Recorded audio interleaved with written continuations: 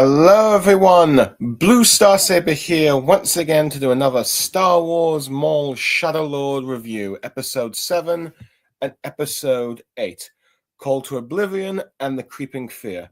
These two episodes follow the last ones where the Empire has arrived, on the planet where Darth Maul is currently hiding. Brendan Lawson is dealing with with the Empire here in their interrogations, with his police chief being taken away. Two Boots is seemingly confident that he'd made the right choice of calling the Empire, though things get a bit more dicey. Darth Maul tries to escape. With his crew try to escape the Empire, but of course, he still needs to try and recruit his Padawan. While there might be some conflict within the ranks, if you will, while the two Jedi try to go to Lawson to help, and they accidentally get his son involved as they're being chased by Marok, or aka the First Brother. A bit of a lightsaber duel, if you will, takes place throughout the for that part of the episode. Eventually, Maul arrives and ends up helping Devon and Riley, who end up being caught in the crossfire, if you will. Now, how will the aftermath of Maul rescuing Devon and Riley take place? How will the Empire react? And how will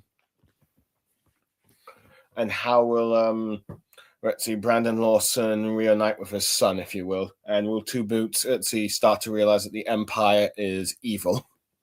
Well, we're about to really find out. The episode sort of begins with Maul walking, of course, for the train part with Devon and of course Riley, with Riley curious to Devon who is Maul, but she's not really giving a straight answer.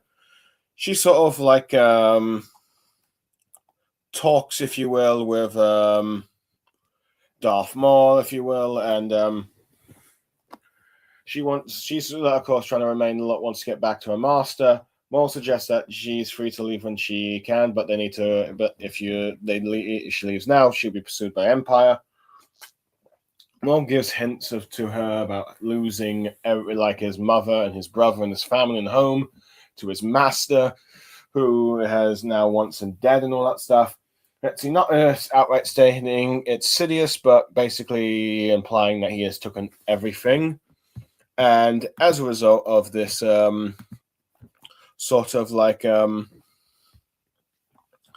while this is going on, you have Brendan Lawson. Let me just get Brendan Lawson with Daki trying to contact Two Boots as he is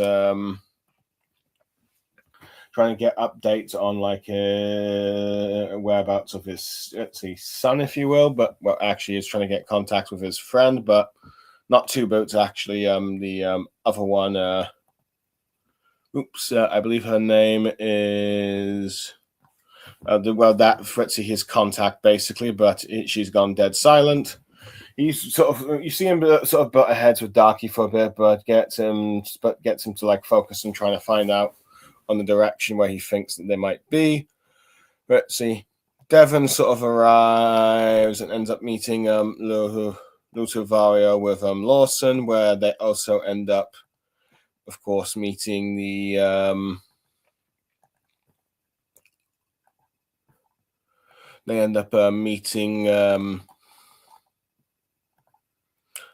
the spy bot, and of course Root Cass, if you will, who is informing Maul that the Empire is blocking thing and that they need to leave, with Maul saying that it's time for them to go. And implying that they need to take both Devon and Riley with her. As a result, Devon Devon sort of takes Riley with them to escape. Meanwhile, but unfortunately for them, Maul spots that they are attempting to escape and starts to give basically a ultimatum to let's see, Devon, that you can either join me or and we can defeat the Empire, or you can be just foolishly running hide from the Empire. But Devon still remains loyal to her master. Meanwhile, the Empire arrives and they end up battling and all that stuff. So let's see, Maul's group ends up battling her. Devon ends up joining the fray a bit with to partly help Maul and partly to try and find a way to escape, but ends up leaving Riley Lawson to be captured by Imperial stormtroopers. While this is going down, Marok is waiting for the eighth brother to arrive when the Imperial, I believe, Blake is sort of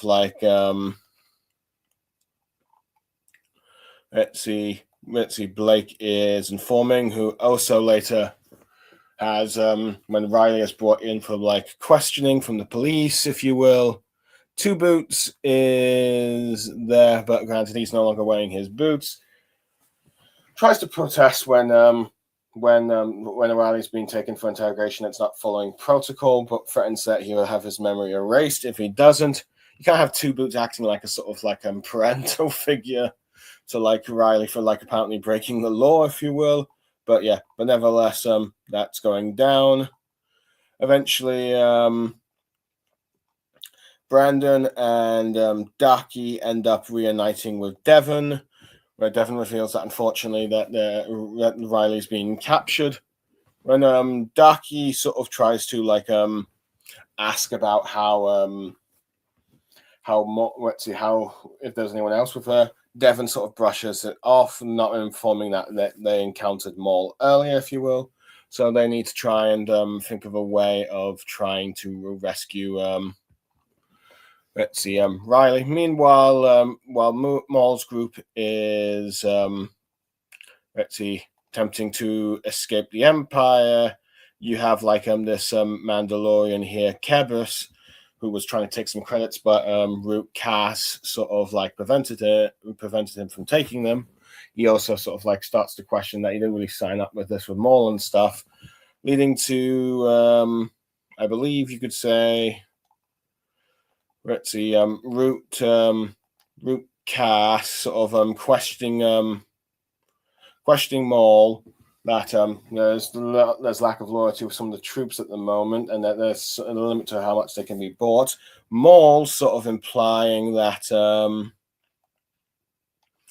if they're becoming a bit of a problem, eliminate them. And we learned that Root Cass had split ever since Maul took the throne of Mandalore. She's been following him, but is starting to question the plan and thinking he might be clouded in trying to recruit this Devon for apprentice, but since the allegiance to his master, but Maul thinks that allegiance isn't change. And of course, she rightly points out that so could be mercenaries, if you will. So, but pointing to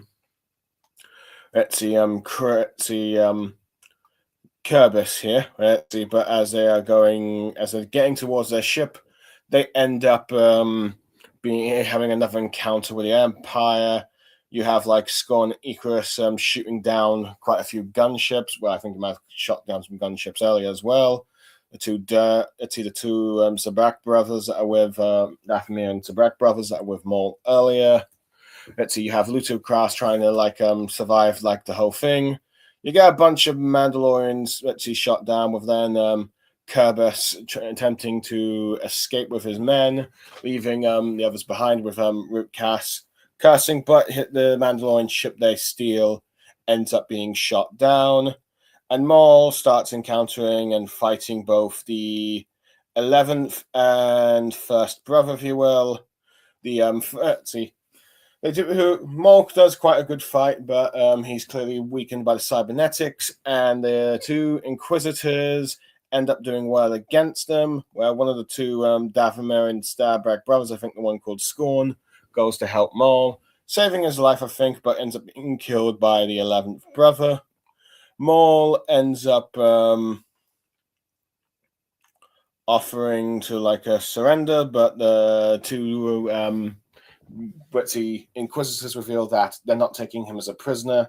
He is going to be killed, as that is Sidious's orders. He wants him dead. And then Maul says likewise, uses the Force to cause an avalanche thing, ending the episode, if you will, on that sort of cliffhanger. So, yeah. Anyway, my overall thoughts. I do like how Maul is like sort of throughout the episode while trying to get Devon to like join him and all that stuff, trying to open up about his master and how he took everything from him, is also sort of starting to lose a bit of patience with Devon trying to escape an allegiance with master.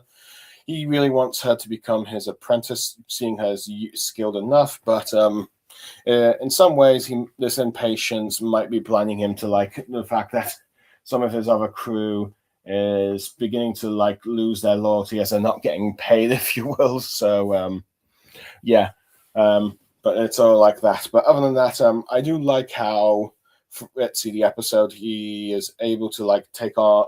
He's fighting 2 Inquisitors and all that stuff, fighting them, and he's doing well. But of course.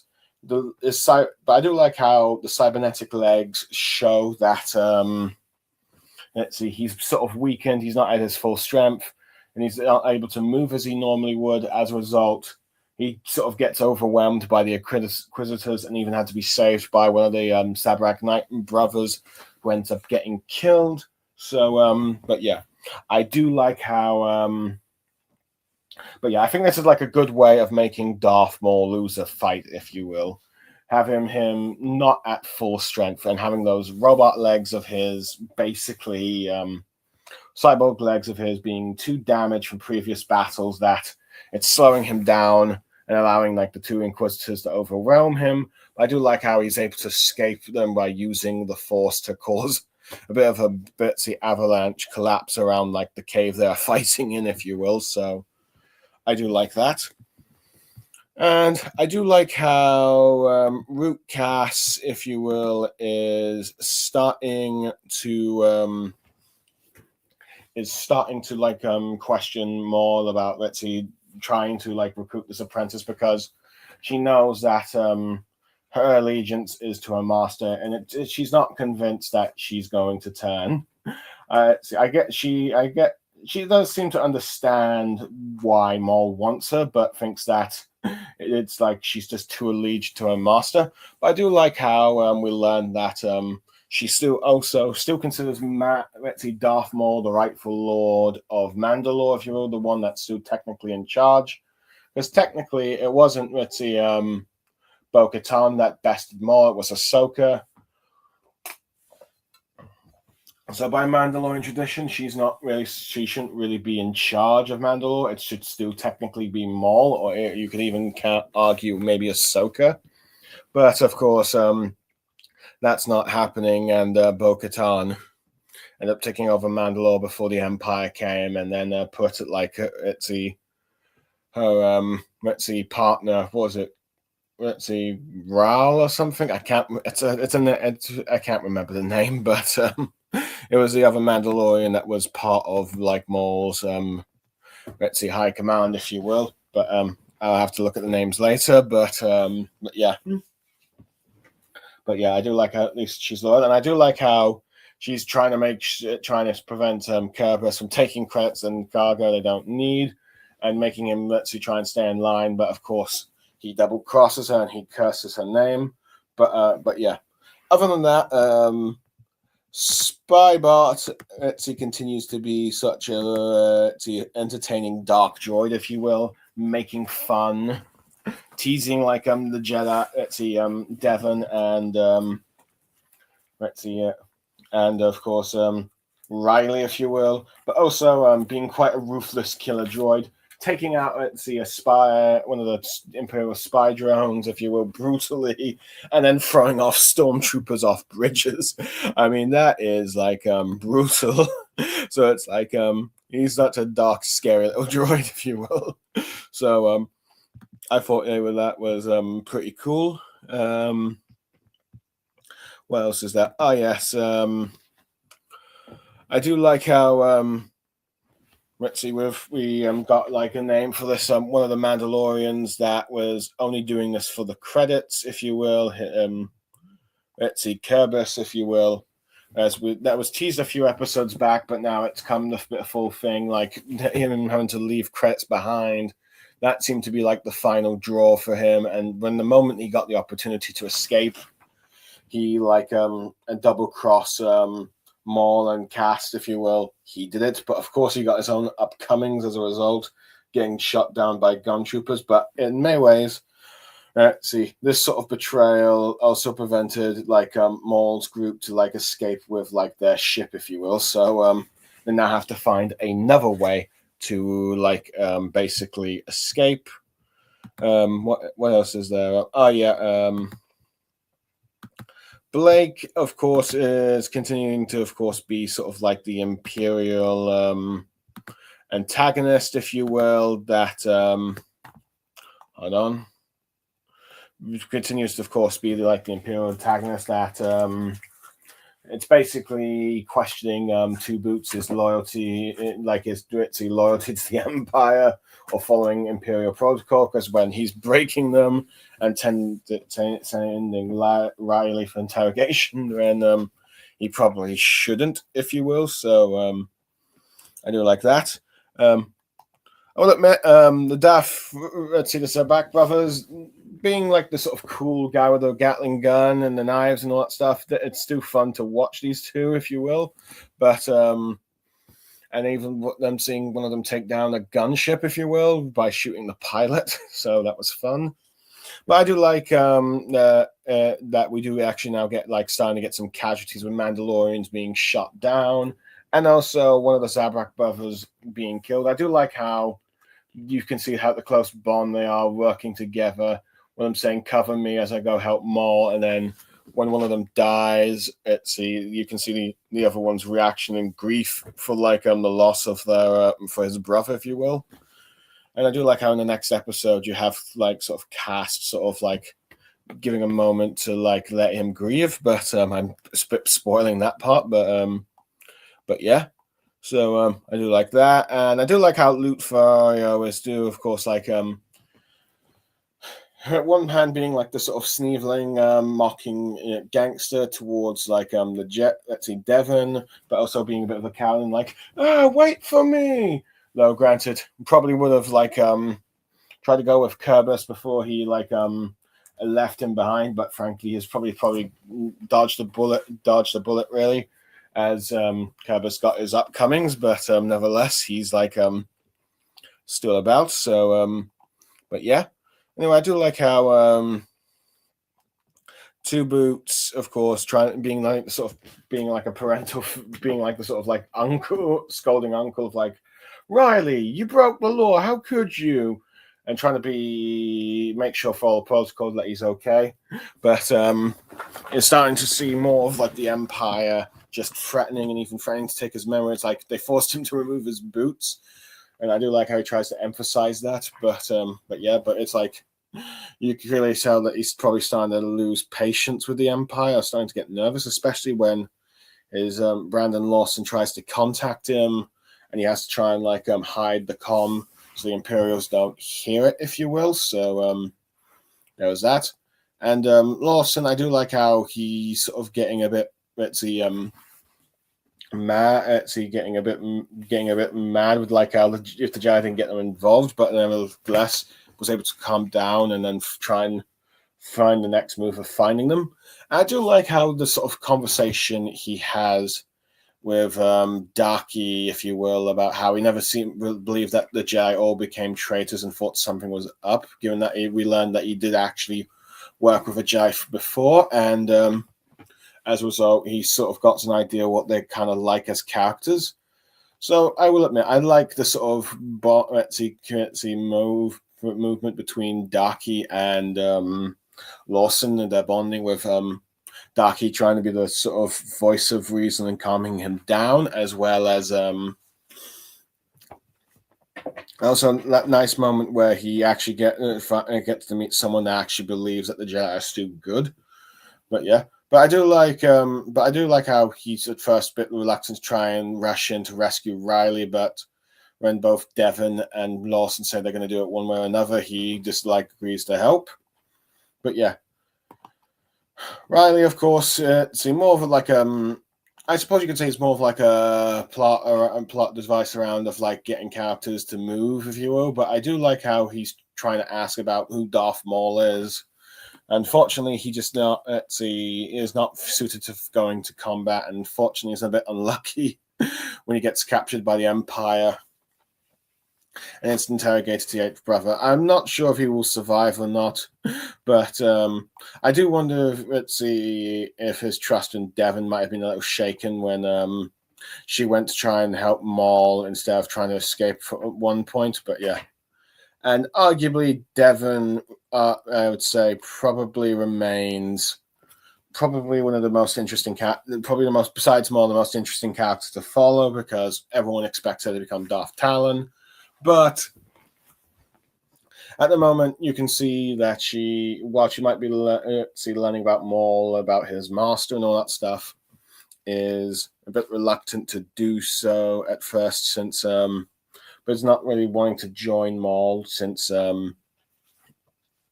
Maul, she doesn't really believe that Maul can defeat the Empire, and she's still loyal to her master. But you can see seeds of Maul sort of getting to her, even if she doesn't quite realize it herself, as she goes to help him a little bit when they're fighting the stormtroopers a bit, when she could have escaped with Riley. When they had the chance, as a result, got Riley taken by stormtroopers.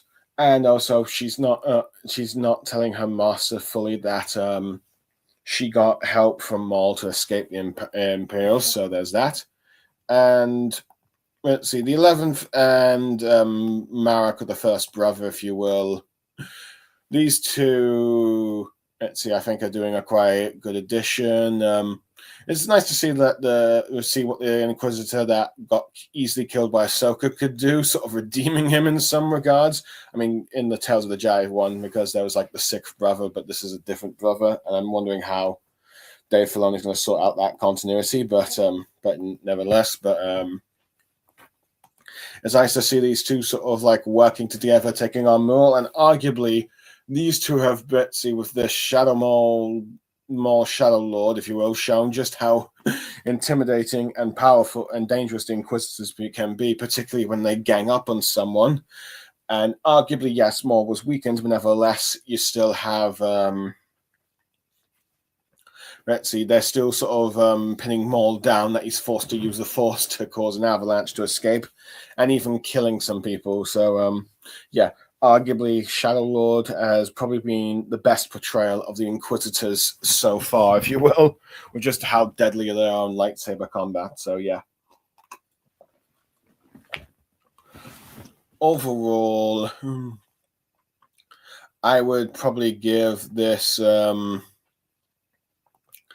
this episode a I think I would give it a 9 out of 10.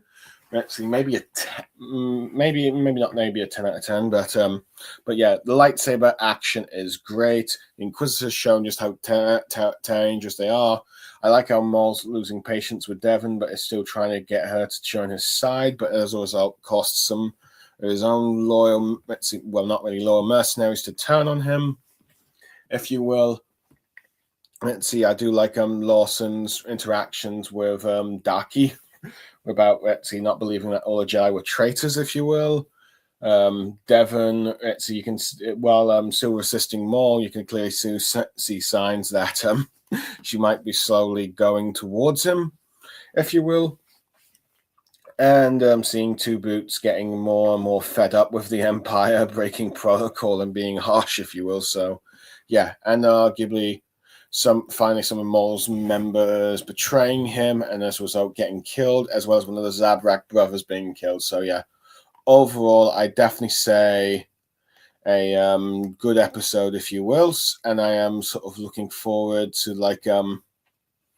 and it makes me look forward to the next episode, which I'm about to do talk about now, if you will. So yeah, just give me a sec. I just need to just add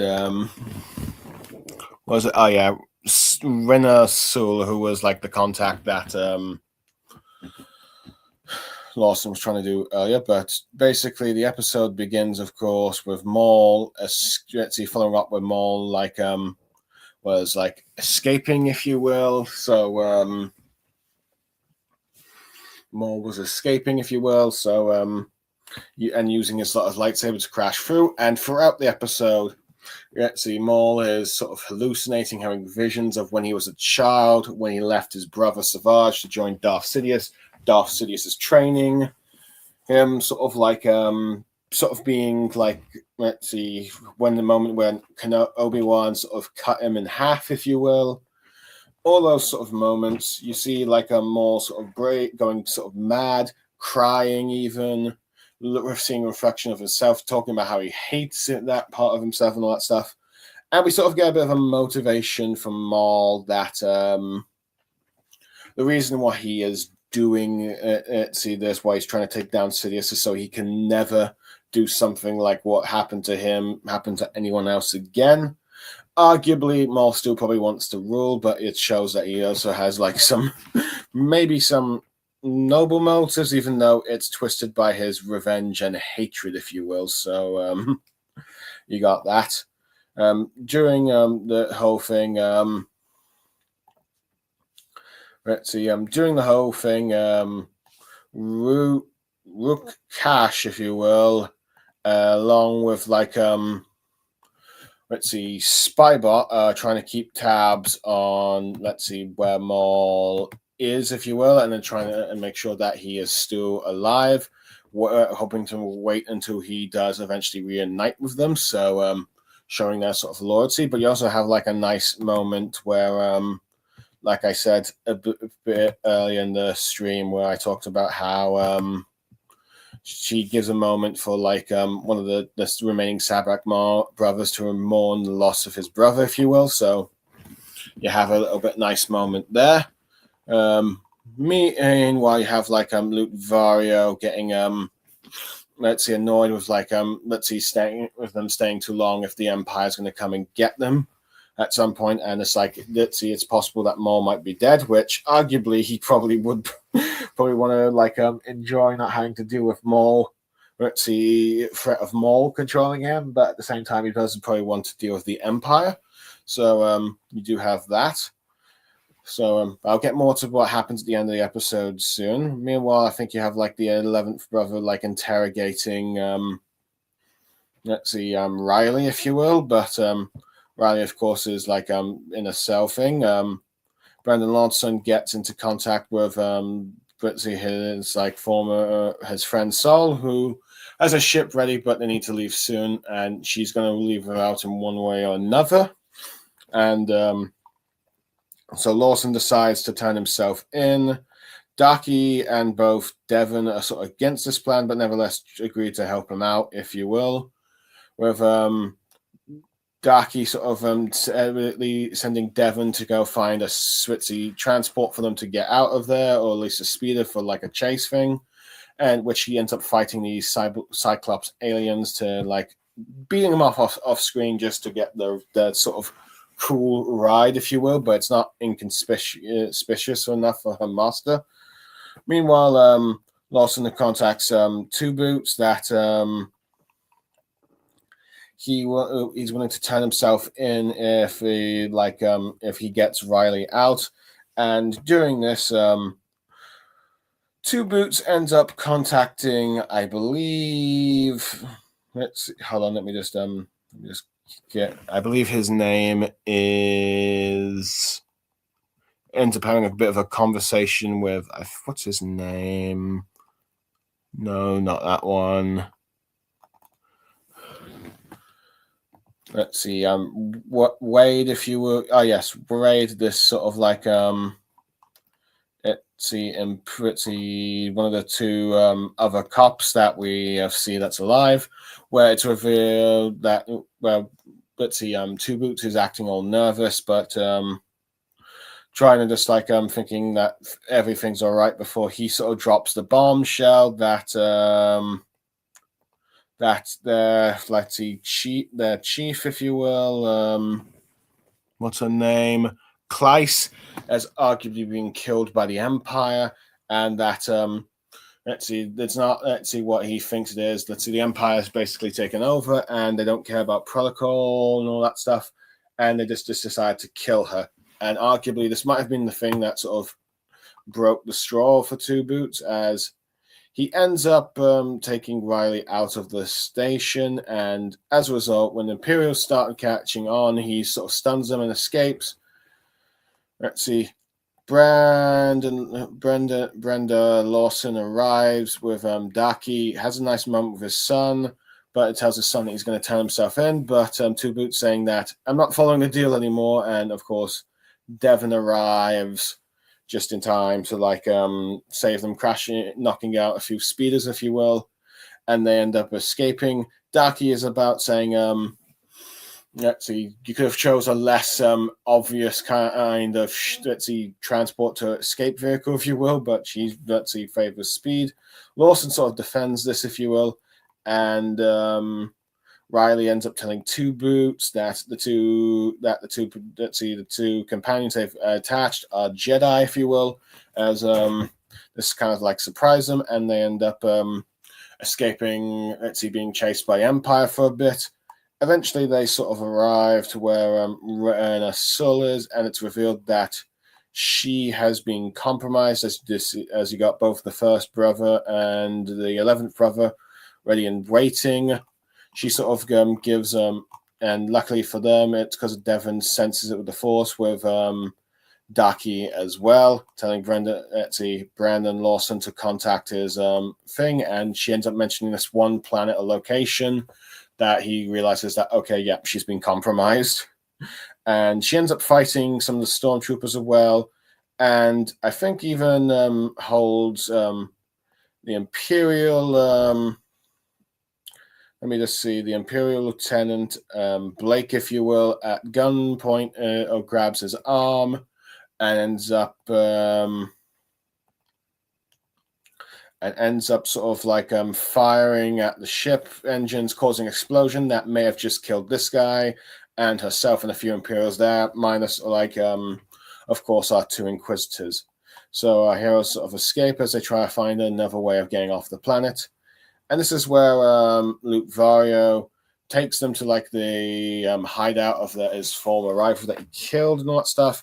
Cast thinks it's a bit of a bad idea, but he ends up contacting, gets a contact from, hold on, let me just double check the name. I've forgotten this character, but he's from Solo. But yeah, Dryden Voss from Crimson Dawn, and he wishes to have a meeting with Maul, as the episode ends with Maul looking out from the sort of the hideout of that which he stole from members what was his name again? Desmus, I believe, yeah.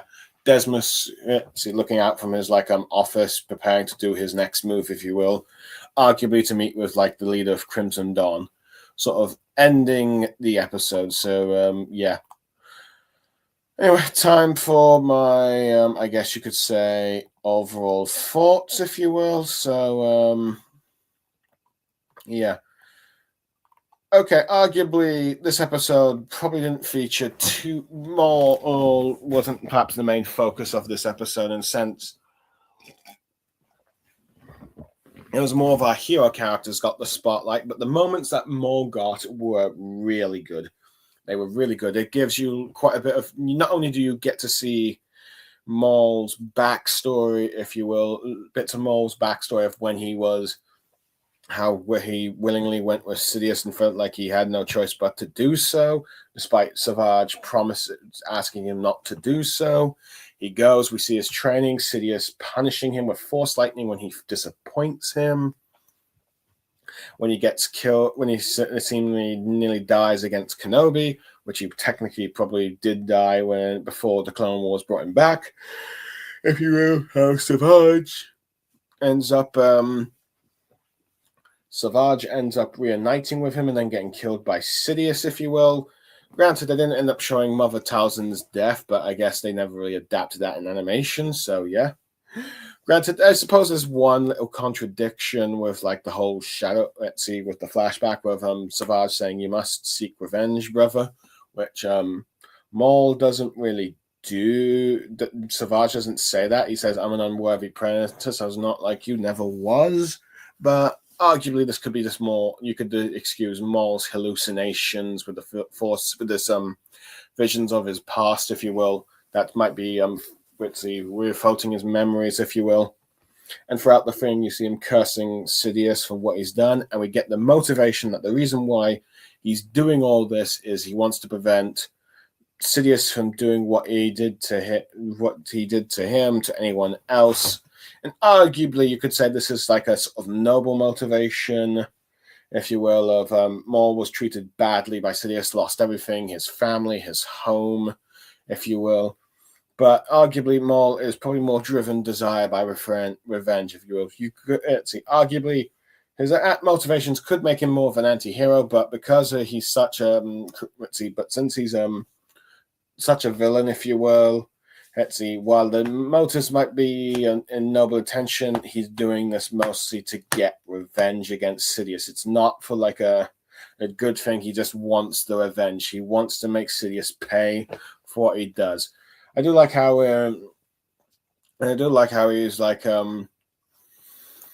let's see, more willing to listen to Crimson Dawn as he sees this as like an opportunity to try and escape, if you will. So I do like seeing that. Root Kaz, I do like I said, how she gives that one Zabrak brother time to mourn a bit for like the loss of his brother, but also making sure that they wait not long enough for like Maul to arrive, and it does happen. And I do like how she questions Vario's decision to move to like his rival's hideout to escape the Imperials. So I thought that was good. Spybot continued just being like the loyal droid that's trying to keep out an eye for Maul, if you will. So that's fine with him, if you ask me. Blake might end up this Imperial might end up being dead from that explosion.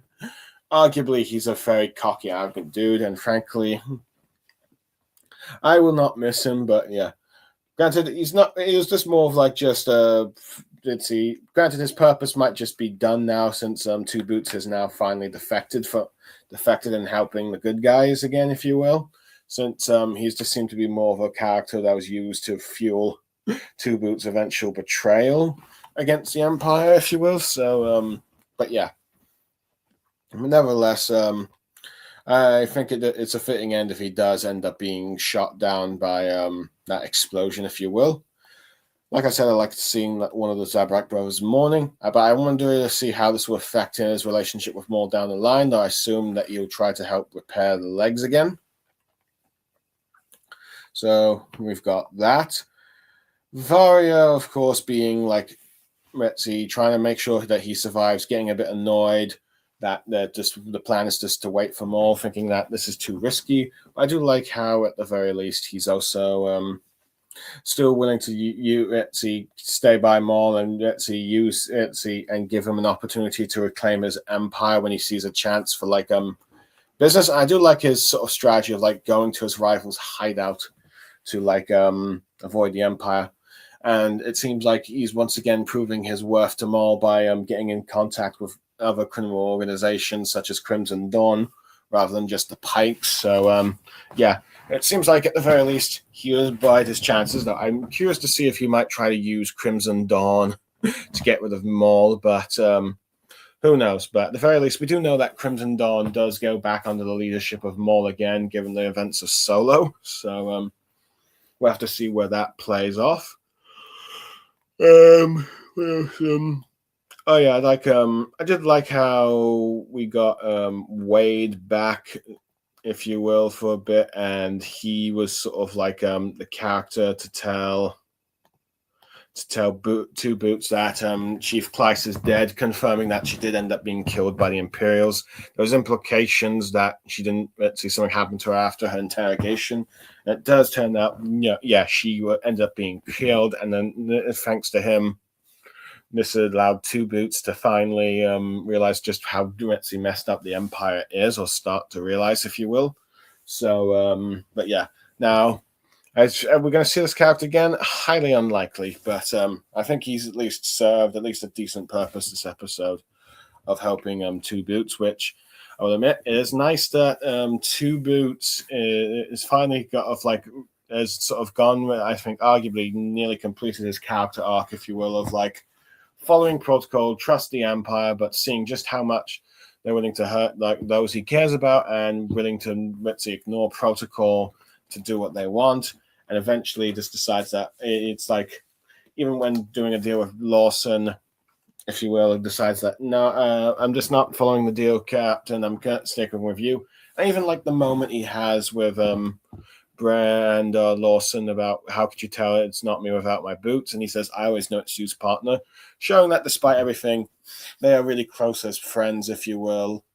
Let's see, friends that he's able to tell Two Boots with or without his like boots, if you will. So yeah.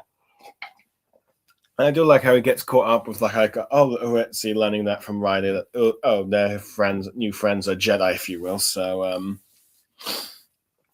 yeah, I do like seeing that kind of thing. I do like how now Riley still is more of like a sort of witty sort of device of the plot, but I do like his reunion for like with his father. I do like the moment he has with Devon where she apologizes for leaving him, failing to rescue him, and talks about how what the Eighth Brother did.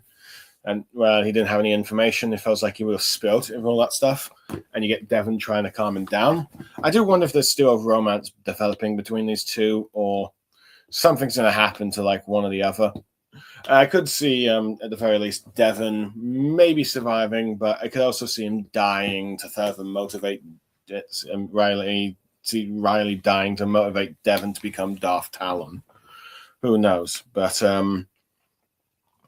yeah, I think that works well. And when Ursula, we see her again, and arguably, I don't know if she was compromised at the beginning of the episode, but at the very least, the Empire did seem to find her down, and as a result, let's see, our heroes cannot really escape, if you will, but I do like how she's able to use a sort of special wording that gets Lawson to realize that she's been compromised. And I do like how the moment she gets an opportunity to try and take out as many stormtroopers, if you will. Is she alive or dead? I do not know. But if she ends up causing an explosion that killed one of the Imperial antagonists we had, I think it's a good way to go for the character, this minor character, if you will. So yeah, she doesn't have to be alive, but who knows? We'll have to wait and see. If she's dead, she's dead. If not, let's see. We'll see if there's like another purpose, maybe helping some of our heroes escape. But I still feel like Devon is going to end up joining Maul, if you will. Anyway, I do like how Lawson is willing to like sort of turn himself in to make sure that his son is safe, and even when even having a touching moment and willing to continue it, but unfortunately, lucky for him, actually, that Two Boots decide to now betray the Empire. So yeah, and I do like how the Jedi question like his plan, but he still does it anyway. And I do like how once the Jedi pressures him that they sent something up, he goes in and checks, contacts his former friend to check what's going on, and yeah, realizes that yeah, she is compromised. So yeah, I will admit I do like how with Daki, while he does trust his Padawan's instincts, he also sometimes you can see him being like the Obi-Wan Kenobi with Devon's recklessness, such as trusting her to get like a speeder, but it's also like could you pick a more obvious kind of speeder that we're trying to get away in, if you will? So it gives me a sort of like Anakin Obi-Wan vibe.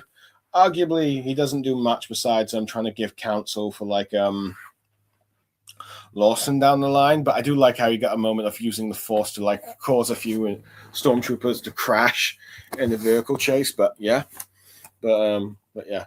Anyway, Devon, of course, continues to be fun.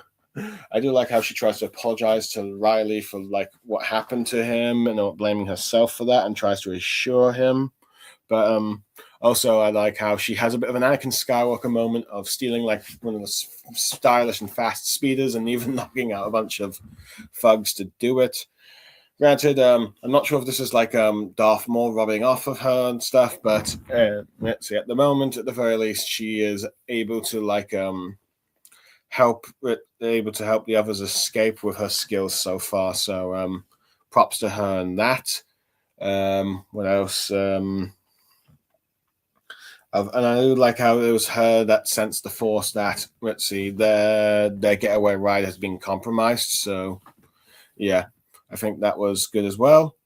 Arguably, the Inquisitors here did not do much compared to previous episodes, besides maybe the 11th brother like interrogating Riley, but nevertheless, I do like how they were sort of like ready to charge in with like the ambush, if you will. But let's see, the Empire escaped, but of course didn't realize that the heroes escaped, and arguably they, of course, survived the explosion that Sol ended up causing for them. So they're not down for the count yet, but yeah, they are clearly still a recurring presence for our heroes to deal with. So yeah, and we'll see what's going to happen to them in the next 2 episodes. So yeah, overall, I'd probably give this episode a 10 out of 10, if you will. Maybe a 9.5 if I'm going to be a bit nitpicky, if you will. But yeah, we get a bit, even though Maul didn't really appear too much in this episode compared to like some of the other ones, the moments that he did appear in, learning about his past and all that stuff, his motivations, that was good. Let's see, Two Boots finally completing his character arc of defying against the Empire after learning the police chief has been killed. As well as like all the other stuff, and Lawson willing to turn himself in, and you get like a nice touching moment between the two when he like we're able to recognize him without the boots. Devon and Daki having like a sort of Anakin and Obi-Wan moment with like the whole speeder thing with the hijacking, and Sol, let's see, willing to like sacrifice herself to take down a few Imperials and warning her friend that she's been compromised. Arguably all good stuff, and of course Darth Maul about to do something with Crimson Dawn. Will they be able to all escape or not? Will Devon fully start to join Maul in the dark side? We'll have to wait and see. But for now, I am Blue Star Saber signing off. Thank you for listening, everyone, and goodbye for now. May the Force be with you. I hope that everyone enjoyed what I had to say. So, yeah, bye for now. May the Force be with you.